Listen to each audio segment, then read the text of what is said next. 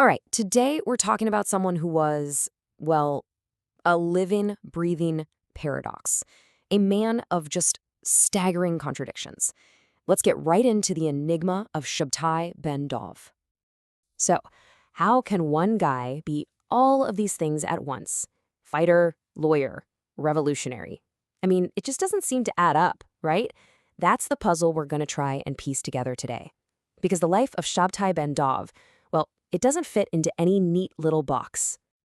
And look, these aren't just different career paths. We're talking about completely different universes. On one side, you have an underground assassin, a violent revolutionary fighting to build a country. Then he becomes a senior government lawyer, serving that exact same country.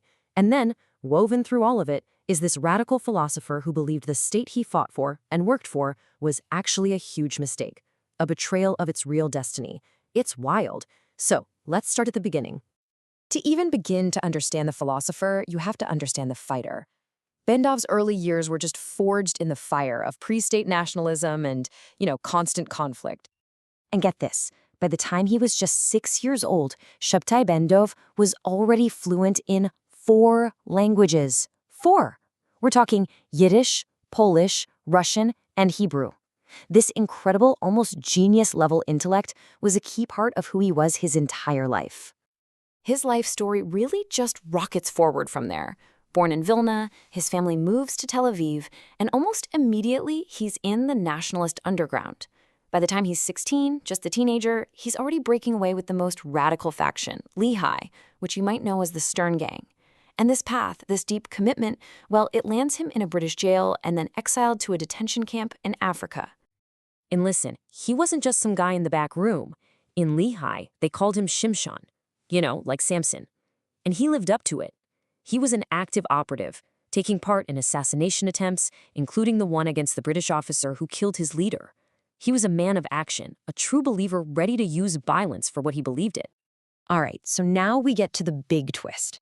The state he fought for, the one he bled for, is finally born in 1948. You'd think this would be his moment of triumph, right? But for Ben-Dov, the reality was a huge letdown. In so many ways, this massive victory felt more like a defeat. And nothing sums up that feeling better than this quote from the man himself. He called the State of Israel an episode. Just think about that. Not the grand finale of Jewish history, not the ultimate goal, but a temporary, maybe even insignificant episode, a detour. So what happened? Why did he feel this way? While his whole worldview started to shift because of this one incredible moment of, humility. He's on a bus, he's this university-educated guy, a polyglot, a war hero, and he sees an 8-year-old Orthodox kid just casually reading a page of the Talmud. And Ben-Dov feels this deep sense of shame. He couldn't read it. He, a fighter for a Jewish state, was totally cut off from the foundational texts of his own people. And right there, he decided, I have to catch up to that little boy. And this conflict, this growing gap in his mind, it just became crystal clear when he was working as a government lawyer. He'd been diving deep into Jewish law, and he's trying to work it into modern Israeli legislation. But one day, the Minister of Justice sees a Talmud on his desk and just scoffs. He says, this is like the Megillah, comparing it to the old, outdated Ottoman legal code. And for Ben-Dov, that was it. That moment just perfectly captured the huge divide between his vision and the secular reality of the state he was serving. And really, this is the heart of the whole thing.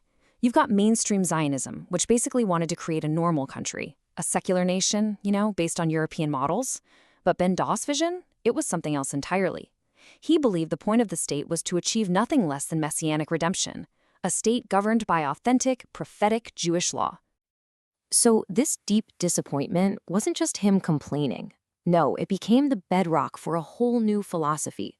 He started calling for a complete reinvention of the state's purpose, something he called the Messianic Revolution. Now, this is absolutely crucial. When Ben-Dov said revolution, he wasn't talking about going back to his old ways with bombs and guns. Not at all. For him, this was a revolution of consciousness, of ideas. He believed the country had to be transformed from the inside out, through education, to get it back on track with what he saw as its true divine destiny. His whole philosophy really stood on a few key pillars.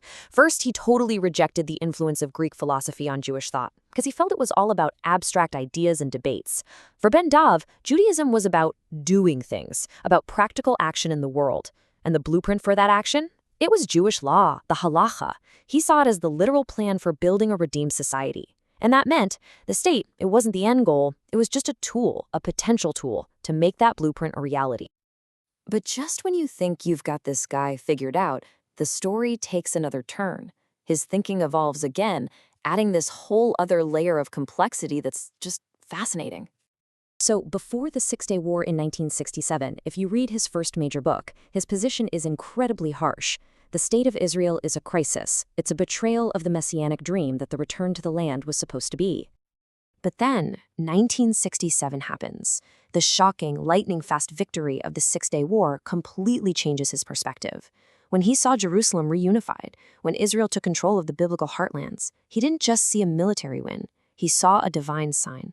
And suddenly, he starts to see this flawed secular state not as a betrayal anymore, but as a necessary milestone, an imperfect but absolutely essential step on that long road to redemption. So where does that leave us? Who was this guy? In a strange way, he was kind of a forerunner of post-Zionist thinkers, people who critique the very foundations of the state. But he was coming from this radical, religious nationalist place, not the usual secular left-wing angle. And he's often misunderstood. People associate him with violent extremism. But Ben-Dov himself, in his own writings, always argued for a revolution of ideas and education, not of bombs. So in the end, his life just leaves us with this massive question.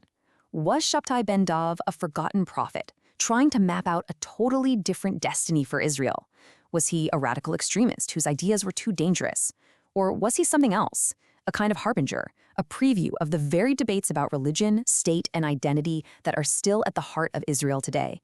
The answer, just like the man himself, is anything but simple.